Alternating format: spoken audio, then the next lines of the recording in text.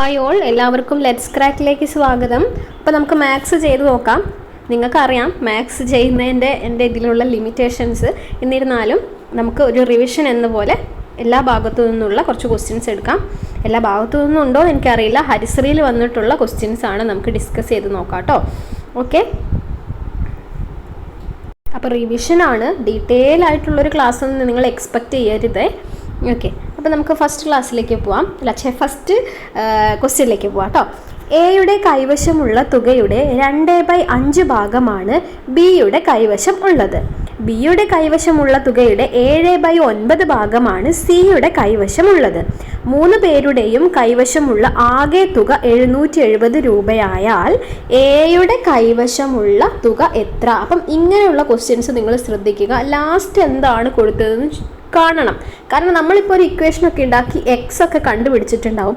ആ എക്സിൻ്റെ വാല്യൂ ഇവിടെ ഓപ്ഷൻസിൽ ഉണ്ടാവുകയും ചെയ്യും. അപ്പോൾ കിട്ടിയ ഉടനെ നമുക്ക് ആൻസർ തപ്പാനുള്ളൊരു ടെൻഡൻസി ഉണ്ടാവും. പക്ഷേ ഇവിടെ എയുടെ വാല്യൂ എന്ന് എടുത്തു പറഞ്ഞതുകൊണ്ട് ചിലപ്പം നമുക്ക് 2x 3x നമുക്കറിയില്ല എന്താണെന്ന്, അതായിരിക്കും കണ്ടുപിടിക്കേണ്ടത്. അത് കണ്ടുപിടിച്ചതിന് ശേഷം മാത്രം ഓപ്ഷൻസിലേക്ക് വരിക കേട്ടോ.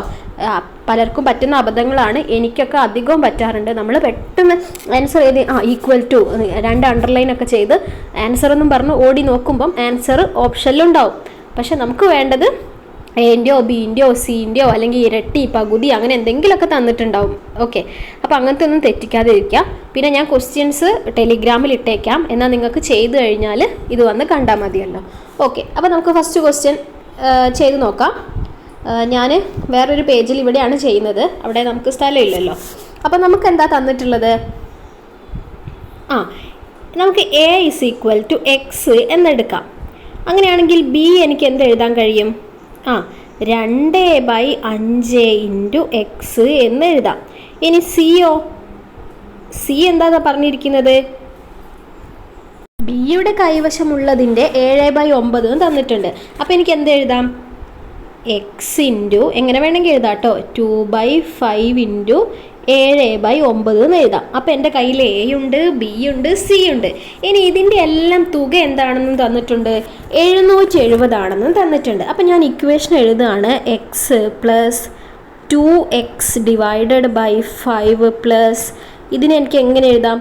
14x ഡിവൈഡഡ് ബൈ 45 എന്ന് എഴുതാം. ഓക്കെ, ഇനി ദാറ്റ് ഈസ് ഈക്വൽ ടു എന്ത് തന്നിട്ടുണ്ട്? 770 എന്ന് തന്നിട്ടുണ്ട്.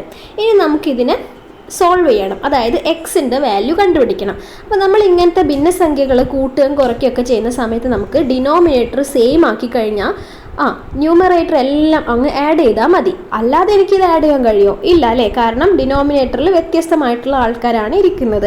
അപ്പോൾ നമുക്ക് എന്ത് ചെയ്യാം? ഡിനോമിനേറ്റർ സെയിം ആക്കാം. അപ്പോൾ നമുക്ക് 45 ആക്കാം എല്ലാത്തിൻ്റെയും ഛേദം. അപ്പം എക്സിൻ്റെ ഛേദം 45 ആക്കണമെങ്കിൽ അംശത്തിനെയും ഛേദത്തിനെയും 45 കൊണ്ട് ഗുണിക്കണം. അപ്പോൾ 45x ഡിവൈഡഡ് ബൈ 45 പ്ലസ് എന്ത് വരും? 5നെ 45 ആക്കണമെങ്കിൽ 5 ഇൻറ്റു 9 ചെയ്യണം. അപ്പം ഇവിടെ 9 കൊണ്ട് ഗുണിക്കുന്നതിന് പോലെ തന്നെ നമ്മൾ അംശത്തിലും എന്ത് ചെയ്യണം?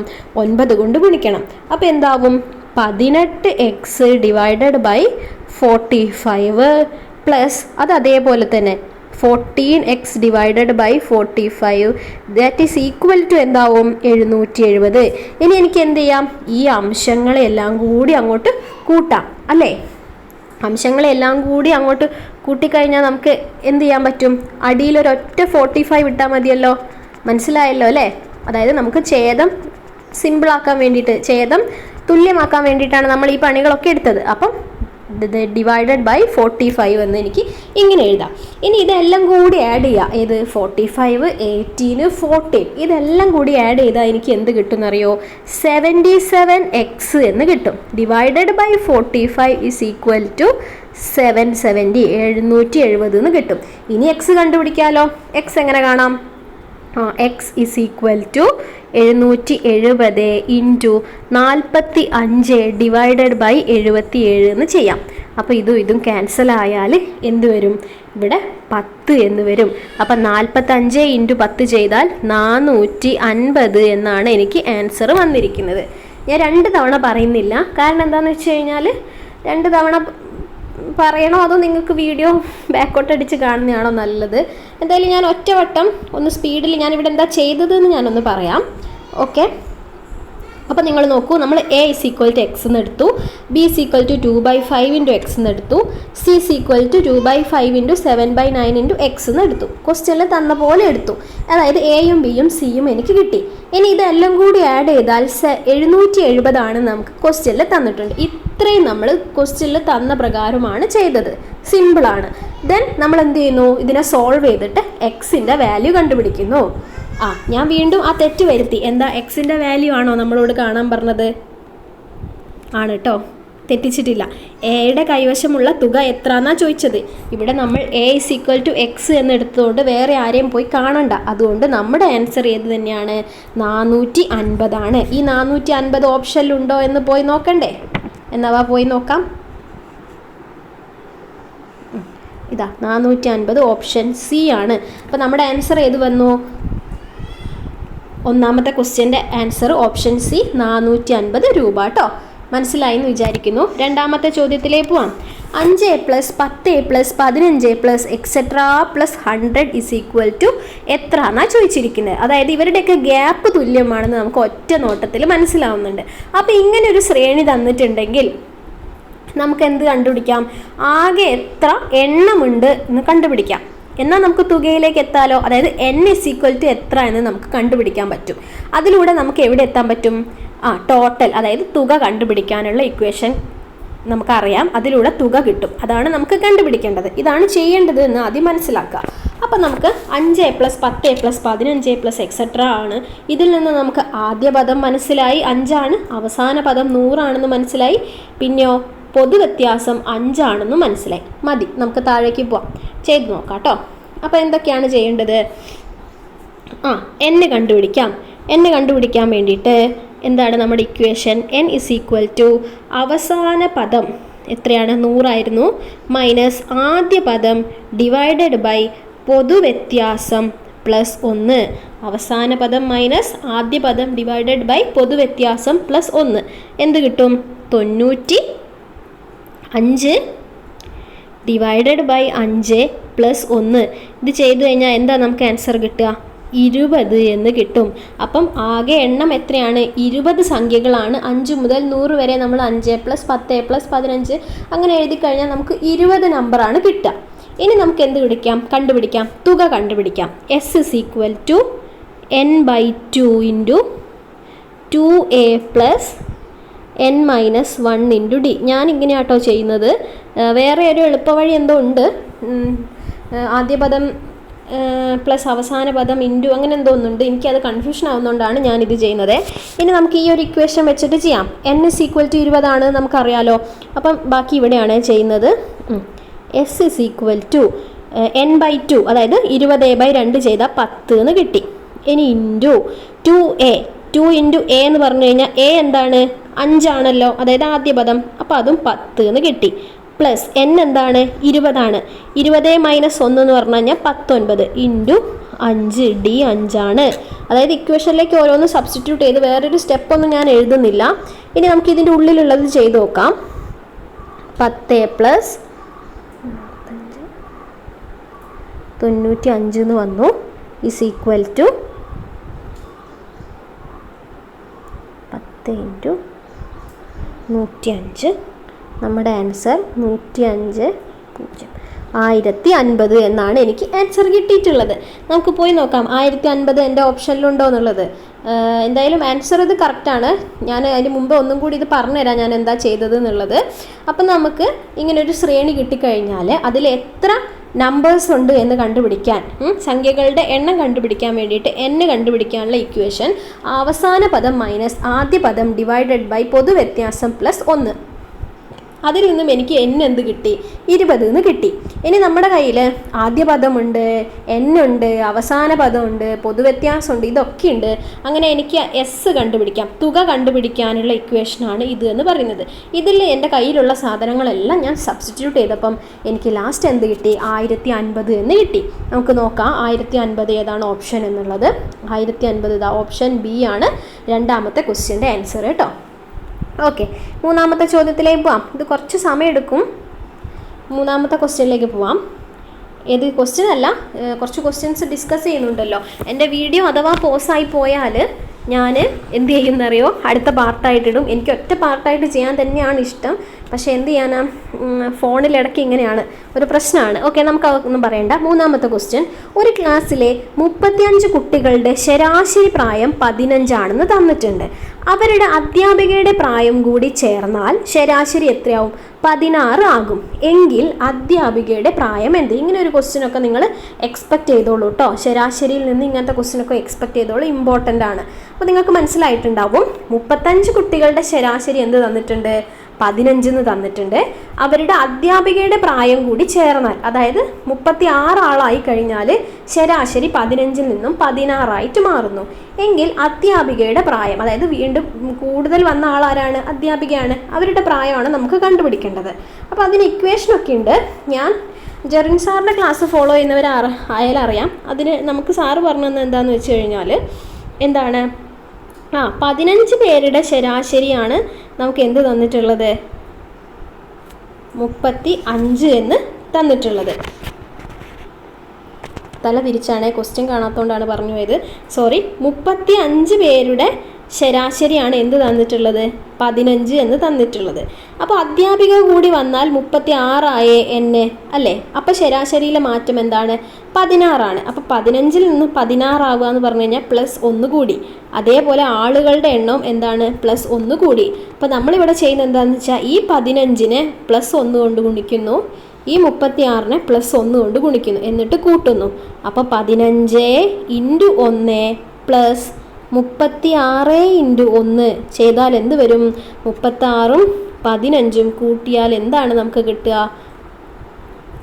51 എന്ന് കിട്ടും. ആൻസർ 51 ശരിയായ ഉത്തരമാണ്. 51 ശരിയായ ഉത്തരമാണ്. ഓക്കെ, ഇനി ഇത് നിങ്ങൾക്ക് മെത്തേഡ് വേണ്ട എങ്കിൽ നമുക്ക് എന്ത് ചെയ്യാം? ഇക്വേഷൻ വെച്ചിട്ട് ചെയ്യാൻ പറ്റും. അതായത് ടീച്ചറിൻ്റെ പ്രായം, ഇവിടെ ടീച്ചറാണ്, ടീച്ചറിൻ്റെ പ്രായം നമ്മുടെ പഴയ ശരാശരി എന്താണോ, പഴയ ശരാശരി പ്ലസ് എന്ത് ചെയ്യുന്നു?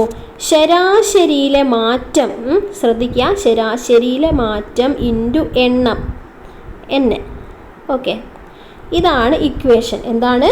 ടീച്ചറിൻ്റെ, അതായത് അധ്യാപികയുടെ പ്രായം പഴയ ശരാശരി പ്ലസ് ശരാശരിയിലെ മാറ്റം × എണ്ണം. ചെയ്തു നോക്കാം. പഴയ ശരാശരി എത്രയാണ്?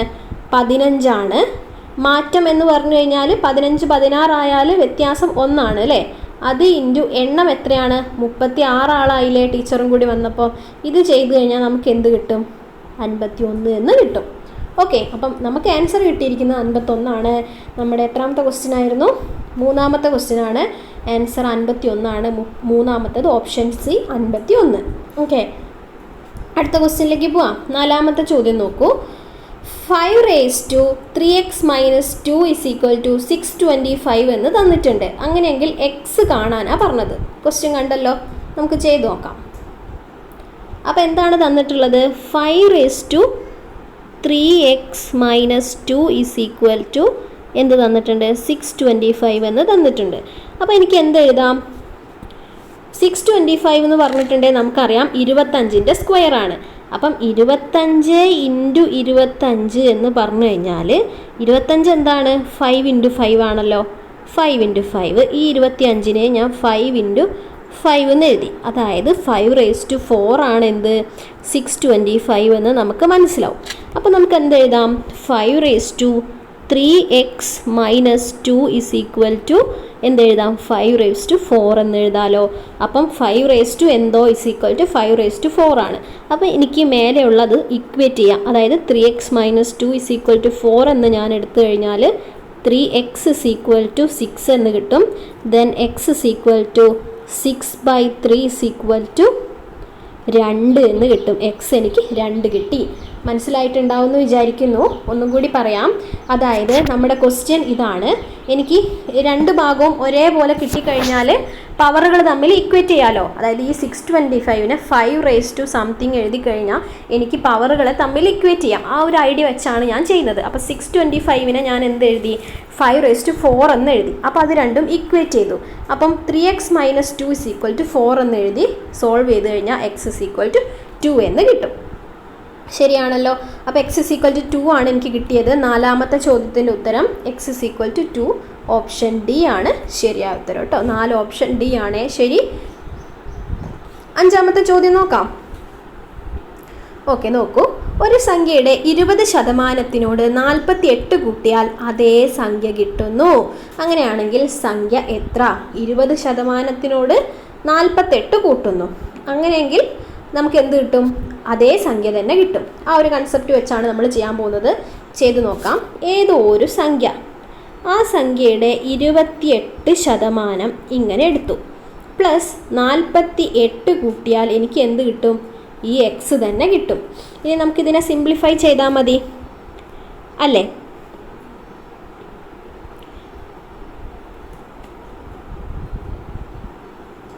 ഒരു മിനിറ്റ്, 28% നല്ല തന്നത്, ഇങ്ങനെയാണ് തെറ്റിപ്പോവുക. അയ്യോ സോറി, ഒരു സംഖ്യയുടെ 20 ഇപ്പം ഞാൻ കംപ്ലീറ്റ് ചെയ്തിട്ടായിരുന്നു ഇങ്ങോട്ട് വരിക. എനിക്ക് എന്തോ തോന്നിയതാ.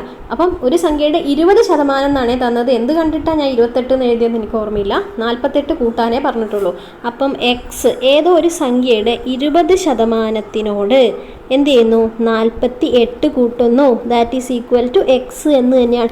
ഇത് നമ്മൾ ക്വസ്റ്റ്യൻ്റെ അകത്തുനിന്ന് നമുക്ക് അറിയാവുന്ന കാര്യം. ഇനി നമ്മളിത് ചെയ്താൽ മതി. എന്ത് വരും? 0 പോയി 2/5 എന്ന് കിട്ടി. അതായത് x/5 ഈസ് ഈക്വൽ ടു 40 അല്ല plus 48 is equal to x എന്ന് കിട്ടി. ഓക്കെ, ഇനി നമുക്കിതിനെ സിംപ്ലിഫൈ ചെയ്യാം. 48 ഈസ് ഈക്വൽ ടു എന്തായി? x/5 എന്ന് എഴുതാം. ഓക്കെ, അങ്ങോട്ട് കൊണ്ടുപോയതാണ്.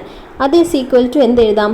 5x - x divided by 5 cross ചെയ്തതാണ്. അപ്പോൾ 5x x പോയാൽ എന്താണ്? 4x divided by 5. അപ്പോൾ 48 ഈസ് ഈക്വൽ ടു 4x/5 എന്നായി. അങ്ങനെ 4x ഈസ് ഈക്വൽ ടു 5 × 48 നമുക്ക് ചെയ്യാം. 5 × 48. എക്സ് ഈസ് ഈക്വൽ ടു 5 × 48/4 ചെയ്താൽ എന്ത് വരും? 24 അല്ല 12 അല്ലേ? 12. 48/4 12 അല്ലേ? ഇനി 5 × 12 ചെയ്താൽ എന്ത് വരും? 60 വരും. ഓക്കെ, 60 എക്സ് ഈക്വൽ ടു 60 കിട്ടിയിരിക്കുന്നത്. ഒന്നും കൂടി ഞാൻ പറയാം. എക്സിൻ്റെ 20%-നോട് 48 കൂട്ടിയാൽ എക്സ് കിട്ടും എന്ന് നമുക്ക് ക്വസ്റ്റ്യൻ്റെ അകത്തുനിന്ന് മനസ്സിലായി. ഇനി എന്ത് ചെയ്തു? വെട്ടിക്കളയാനുള്ളതെല്ലാം വെട്ടിക്കളഞ്ഞു കഴിഞ്ഞാൽ 48 ഈസ് ഈക്വൽ ടു 4x/5 എന്ന് എനിക്ക് കിട്ടി. ഇതിൽ എക്സ് കാണാൻ എന്ത് ചെയ്താൽ മതി? ഈ 5നെ ഇങ്ങോട്ട് കൊണ്ടുവരിക. അതായത് 48 × 5 ഡിവൈഡഡ് ബൈ 4. ഇത് ചെയ്ത് കഴിഞ്ഞാൽ നമുക്ക് എക്സ് ഈസ് ഈക്വൽ ടു 60 എന്ന് കിട്ടും. ഓക്കെ, അപ്പോൾ 50-ാമത്തെ ക്വസ്റ്റ്യൻ്റെ ആൻസർ 60 എന്നാണ് കിട്ടിയിരിക്കുന്നത്. Option C 60. 5 option C 60. Okay, ഇനി 6-ാമത്തെ ക്വസ്റ്റ്യൻ നോക്കാം. മണിക്കൂറിൽ 72 കിലോമീറ്റർ വേഗത്തിൽ ഓടുന്ന തീവണ്ടി പാതവക്കിലെ ഒരു വിളക്ക് കാലിനെ 11 സെക്കൻഡിൽ തരണം ചെയ്യുന്നുവെങ്കിൽ തീവണ്ടിയുടെ നീളം എത്ര? ഇത് വിളക്ക് കാലിനൊന്നും കണ്ട് നമ്മൾ ഞെട്ടേണ്ട ഒരു ആവശ്യവുമില്ല അല്ലേ? നമ്മൾ സാധാരണ എങ്ങനെയാണോ ചെയ്യുന്നത് അതേപോലെ ചെയ്താൽ മതി. അപ്പോൾ ഉത്തരം ഏതിലാണുള്ളത് നോക്കുക. മീറ്ററിലാണ് എല്ലാം തന്നിരിക്കുന്നത്. ഓക്കെ, അപ്പോൾ ഇവിടെ നമുക്കൊരാളെ km/h തന്നിട്ടുണ്ട്. ആ ആളെ ഒന്ന് മാറ്റണം. അതാണ് നമ്മളിവിടെ ശ്രദ്ധിക്കേണ്ടത്. അപ്പോൾ നമുക്കൊന്ന് ചെയ്തു നോക്കാം. നമുക്കറിയാം വേഗത കാണാനുള്ള ഇക്വേഷൻ എന്താണ്? വേഗം ഈസ് ഈക്വൽ ടു എന്താണ്? ഇതെൻ്റെ ദൂരമാണ്. ദൂരം ബൈ സമയം. ഇങ്ങനെയാണ് നമ്മൾ ചെയ്യുന്നത്. നമ്മളോട് കാണാൻ പറഞ്ഞത് എന്താണ്? ദൂരമാണ്. അപ്പോൾ ഡി ഈസ് ഈക്വൽ ടു വേഗത v എന്നെടുത്തു. v × t ആണ് കാണേണ്ടത്. v എത്ര തന്നിട്ടുള്ളത്? 72 km/h മീറ്റർ/സെക്കൻഡിലേക്ക് മാറ്റണം. 5/18 കൊണ്ട് ഗുണിക്കുന്നു. ഇൻറ്റു സമയം എത്ര തന്നിട്ടുണ്ട്? 11 സെക്കൻഡ് എന്ന് തന്നിട്ടുണ്ട്. ഇതാണ് നമ്മൾ ചെയ്യേണ്ടത്. ഓക്കെ, 72ഉം 18ഉം എത്ര പ്രാവശ്യമാണ് പോകുന്നത്? 4 പ്രാവശ്യം. 4 × 18 ആണ് 72. ഇനി 4 × 5 ചെയ്താൽ 20 കിട്ടും. 20 × 11 ചെയ്ത് കഴിഞ്ഞാൽ നമുക്ക് എന്ത് കിട്ടും? 220 എന്ന് കിട്ടും. 220 എന്താണ്? മീറ്റർ ആണ്. 220 മീറ്റർ ആണ്. എവിടെ ആൻസർ? ഇതാ ഓപ്ഷൻ ബി ആണ്. 6-ാമത്തെ ക്വസ്റ്റ്യൻ്റെ ആൻസർ ഓപ്ഷൻ ബി ആണ്. മനസ്സിലായല്ലോ ചെയ്തത് എങ്ങനെയാണെന്നുള്ളത്? അടുത്ത ക്വസ്റ്റ്യനിലേക്ക് പോവാം നമുക്ക്. ഓക്കെ, 7-ാമത്തെ ചോദ്യം. 52 metre into 26 metre into 13 metre എന്ന അളവുകളുള്ള ഒരു ചതുരക്കട്ട ഉരുക്കി ഒരു സമചതുരക്കട്ട ഉണ്ടാക്കി. അങ്ങനെയാണെങ്കിൽ ആ സമചതുരക്കട്ടയുടെ ഒരു വശത്തിൻ്റെ നീളം എത്രയായിരിക്കും? അപ്പം നമുക്ക് 3 അളവുകൾ തന്നിട്ടുണ്ട്. നീളം, വീതി, ഉയരമായിരിക്കണം അത്. ഓക്കെ, ആ അളവുകളുള്ള ഒരു ചതുരക്കട്ട നമ്മൾ ഉരുക്കിയിട്ട് എന്താ ഉണ്ടാക്കുന്നത്? ഒരു സമചതുരക്കട്ട ഉണ്ടാക്കുന്നു. അങ്ങനെയെങ്കിൽ നമ്മൾ ഉണ്ടാക്കിയ ആ സമചതുരക്കട്ടയുടെ ഒരു വശത്തിൻ്റെ നീളമാണ് കണ്ടുപിടിക്കേണ്ടത്. അപ്പോൾ സമചതുരക്കട്ടയുടെ വശം നമ്മൾ എ എന്നാണ് പൊതുവെ പറയാറ്. അപ്പം എ ആണ് നമുക്ക് കണ്ടുപിടിക്കേണ്ടത്. ഓക്കെ, അപ്പം നമുക്കിതിനകത്തുനിന്ന് മനസ്സിലാവും എന്താണെന്ന് വെച്ച് കഴിഞ്ഞാൽ, നമ്മൾ എന്തൊരു സാധനം ഉരുക്കി വേറൊന്നുണ്ടാക്കിയാലും അതിൻ്റെ വോളിയത്തിൽ യാതൊരു വ്യത്യാസവും വരുന്നില്ല എന്ന കൺസെപ്റ്റിൽ നിന്നാണ് നമ്മൾ ബാക്കി കാര്യങ്ങൾ ചെയ്യാൻ പോകുന്നത്. ഒന്നിനെ ഉരുക്കി മറ്റൊന്നാക്കുമ്പോൾ അവയുടെ വ്യാപ്തം തുല്യമായിരിക്കും. അപ്പോൾ നമുക്ക് എന്തെഴുതാൻ പറ്റും? ചതുരക്കട്ടയുടെ വ്യാപ്തം ഇസ് ഈക്വൽ ടു സമചതുരക്കട്ടയുടെ വ്യാപ്തം. ഇതാണ് നമ്മുടെ ഐഡിയ, ക്വസ്റ്റ്യൻ ചെയ്യാനുള്ള ഐഡിയ എന്ന് പറയുന്നത്. അത് വെച്ച് നമുക്ക് ചെയ്യാം. അപ്പം ചതുരക്കട്ടയുടെ വ്യാപ്തം എന്ന് പറഞ്ഞു കഴിഞ്ഞാൽ നീളം ഇൻറ്റു വീതി ഇൻറ്റു ഉയരമാണ്. ചതുരക്കട്ടയുടെ വ്യാപ്തമാണെങ്കിലോ എ ആണ് ഒരു വശമെങ്കിൽ എ ക്യൂബ്. ഇത് നമുക്ക് സബ്സ്റ്റിറ്റ്യൂട്ട് ചെയ്ത് നോക്കാം. അപ്പം a cube is equal to, ക്വസ്റ്റ്യനിൽ എല്ലും ബിയും എച്ചൊക്കെ നമുക്ക് തന്നിട്ടുണ്ടല്ലോ, 52 ഇൻറ്റു 26 ഇൻറ്റു 13. ഓക്കെ, ശരിക്കും ഇതിൻ്റെ ക്യൂബ് റൂട്ടാണ് നമ്മൾ എടുക്കേണ്ടത് അല്ലേ? എ കാണണമെങ്കിൽ നമുക്ക് എന്ത് ചെയ്താൽ മതി? എ കാണണമെങ്കിൽ ഇതിൻ്റെ ക്യൂബ് റൂട്ട് എടുത്താൽ മതി. ക്യൂബ് റൂട്ടാണ് എടുക്കേണ്ടത്. ഇതിനെല്ലാം ഗുണിച്ചിട്ട് ഇതിൻ്റെ ക്യൂബ് എടുക്കുന്നത് നടക്കുന്ന കാര്യമാണോ?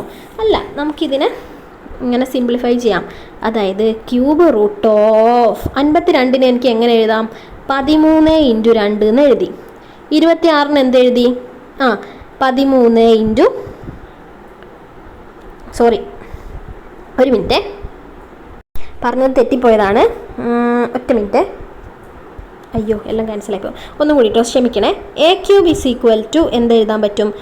52 ഇൻറ്റു 26 ഇൻറ്റു 13 എന്ന് എഴുതാൻ പറ്റും. അപ്പം എ കാണാൻ എന്താ ചെയ്യേണ്ടത്?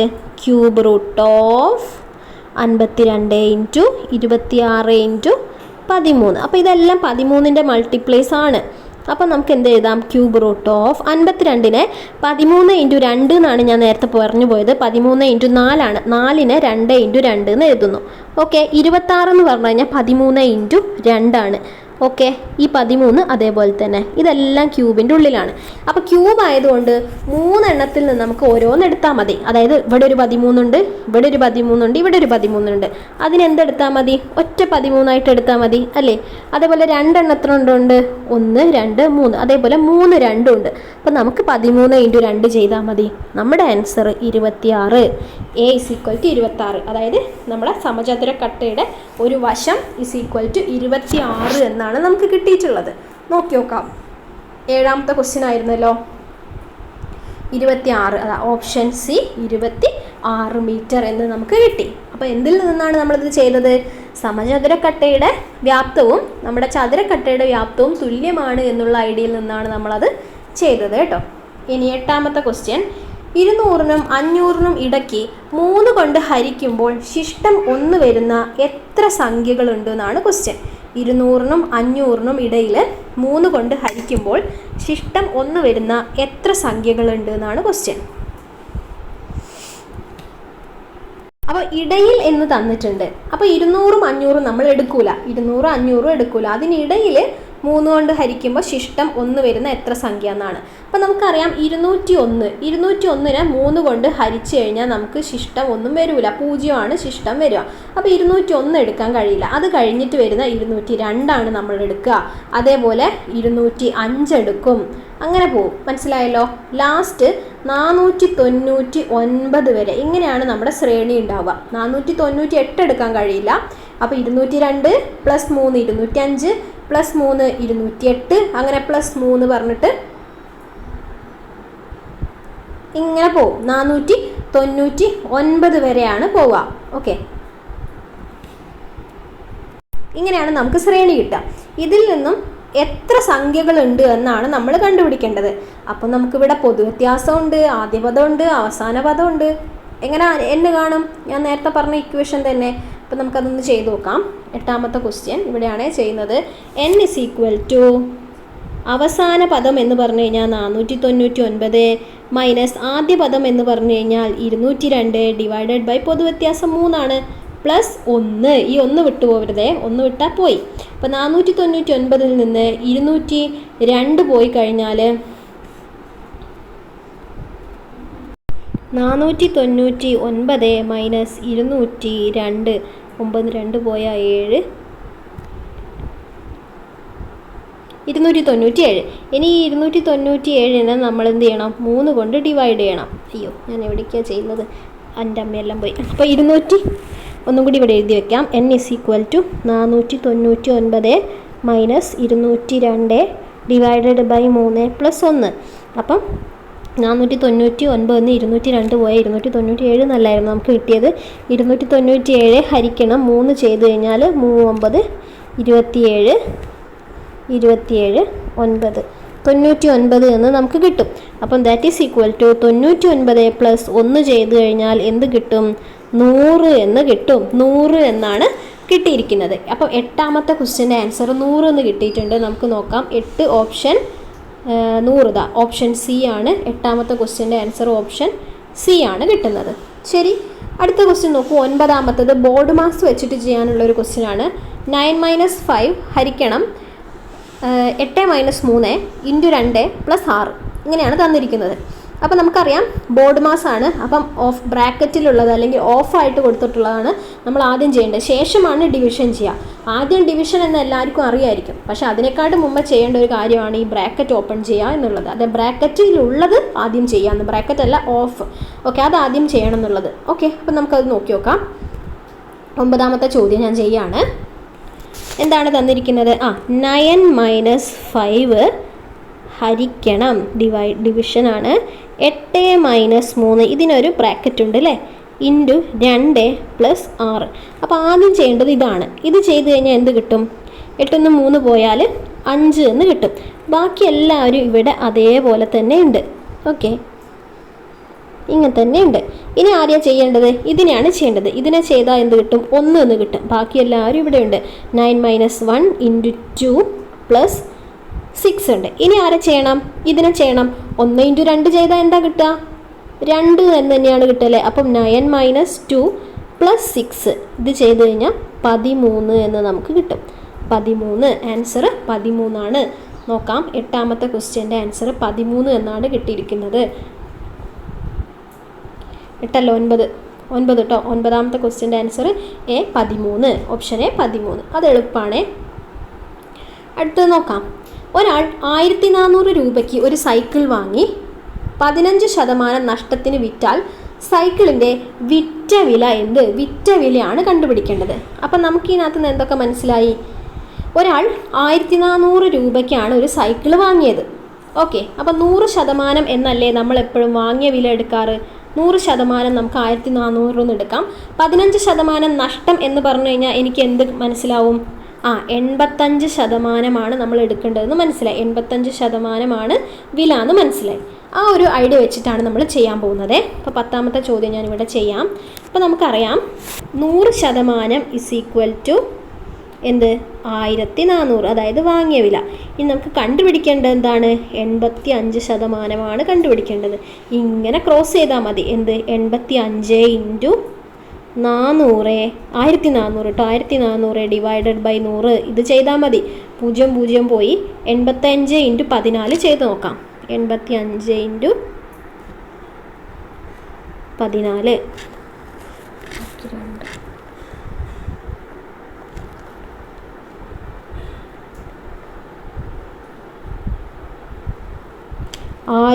1190 എന്ന് കിട്ടും കേട്ടോ. 1190 എന്നാണ് എനിക്ക് കിട്ടിയിട്ടുള്ളത്. നമുക്ക് നോക്കാം 1190 ആൻസറിലുണ്ടോ നോക്കാം. 10ാമത്തത് ഓപ്ഷൻ ബി 1190 ഉണ്ട് കേട്ടോ. അപ്പോൾ നമ്മുടെ ആൻസർ 1190. 11ാമത്തെ ചോദ്യം. ഒരു ക്ലോക്കിലെ സമയം 2:30 ആയാൽ മണിക്കൂർ മിനിറ്റ് സൂചികൾക്കിടയിലെ കോണളവാണ് ചോദിച്ചിരിക്കുക. അപ്പോൾ ക്ലോക്കിൽ നിന്ന് നമുക്ക് എക്സ്പെക്റ്റ് ചെയ്യാൻ പറ്റുന്ന ഒരു ക്വസ്റ്റ്യൻ ആണ് കോണളവ് കാണുക എന്നുള്ളത്. അതിൻ്റെ ഇക്വേഷൻ വെച്ചിട്ട് ചെയ്യാം നമുക്ക്. 11ാമത്തത് 30h - 11/2 m എന്നാണ്. അപ്പോൾ 2:30 നമ്മുടെ സമയം. അപ്പോൾ നമുക്ക് കാണാം 30 × 2 മൈനസ് 11/2 ഇൻറ്റു എം 30 അല്ലേ? ഓക്കെ, അപ്പോൾ അത് ചെയ്ത് കഴിഞ്ഞാൽ 60 മൈനസ് ഇവിടെ ഞാൻ വെട്ടിയിട്ട് 15 എന്ന് എഴുതിയേ. അപ്പോൾ 11 ഇൻറ്റു 15 നമുക്ക് നോക്കാം. 5 165 എന്ന് കിട്ടി. അതായത് 60 മൈനസ് 165 എന്നാണ് കിട്ടിയിട്ടുള്ളത്. മൈനസ് നിങ്ങൾ മൈൻഡ് ചെയ്യേണ്ട കേട്ടോ. 165 നമുക്ക് 60 മൈനസ് ചെയ്ത് നോക്കാം. എത്ര കിട്ടും? 105 എന്ന് കിട്ടും. ആൻസർ 105 ഡിഗ്രിയാണ് ശരി ഉത്തരം കേട്ടോ. 105 ഡിഗ്രി എന്നാണ് കിട്ടിയിട്ടുള്ളത്. നമുക്ക് നോക്കാം 105 ഇവിടെ ഉണ്ടോ എന്നുള്ളത്. അപ്പോൾ 11ാമത്തെ ക്വസ്റ്റ്യൻ്റെ ആൻസർ ഓപ്ഷൻ സി 105 ഡിഗ്രിയാണ് കേട്ടോ. ശരി, അടുത്ത ക്വസ്റ്റ്യൻ തൊട്ട് ഞാൻ അടുത്തത് പാർട്ടിൽ ചെയ്താൽ മതിയോ? ഇപ്പം തന്നെ 30 മിനിറ്റ് ആയി. അപ്പം നമുക്ക് അടുത്ത സെക്ഷനിൽ ചെയ്യാമെന്നാ. ഇത് യൂസ്ഫുൾ ആയിട്ടുണ്ടെങ്കിൽ ഞാൻ ഇതിൻ്റെ അടുത്ത പാർട്ട് ചെയ്യാം. മാത്സ് നമുക്ക് ശരിയാവുന്നില്ല എങ്കിൽ നമുക്ക് മാത്സ് നിർത്താം കേട്ടോ. നിങ്ങൾ പറഞ്ഞാൽ മതി, എന്ത് തന്നെയാണെങ്കിലും പറഞ്ഞാൽ എനിക്ക് കുഴപ്പമില്ല. കാരണം മാത്സ് അറിയാം, ഇതിനകത്ത് ചെയ്യാൻ കുറച്ചൊരു ബുദ്ധിമുട്ടാണ്, അറിയാലോ എന്താണെന്നുള്ളത്. അപ്പോൾ എന്ത് തന്നെയായാലും നിങ്ങൾ പറഞ്ഞാൽ മതി. ക്വസ്റ്റ്യൻസ് ഞാൻ ടെലിഗ്രാമിലിടാം. ഓക്കെ, ആൻസർ നിങ്ങൾ ഇതിനകത്ത് വന്നിട്ട് ശരിയാണോ എന്ന് നോക്കിക്കോളൂ കേട്ടോ. അപ്പോൾ ശരി, എല്ലാവരും നന്നായിട്ട് പഠിക്കണേ. All the best.